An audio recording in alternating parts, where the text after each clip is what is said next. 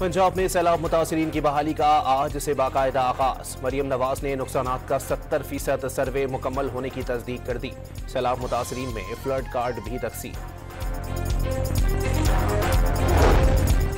वज़ीर आला खैबर पख्तूनख्वा स्पीकर और कायदे हिज़्ब इख्तिलाफ की मुलाकात। सूबे के अमन व अमान पर मशावरत। वज़ीर आला मोहम्मद सोहेल आफरीदी को भी सूबाई सिक्योरिटी कमेटी में शामिल करने का फैसला।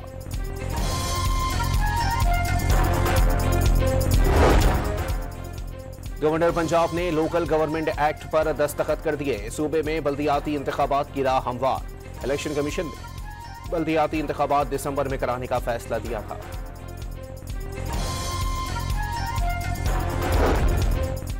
और कौमी वनडे कप्तान की तब्दीली के हवाले से पीसीबी का अहम इजलास कुछ देर बाद होगा।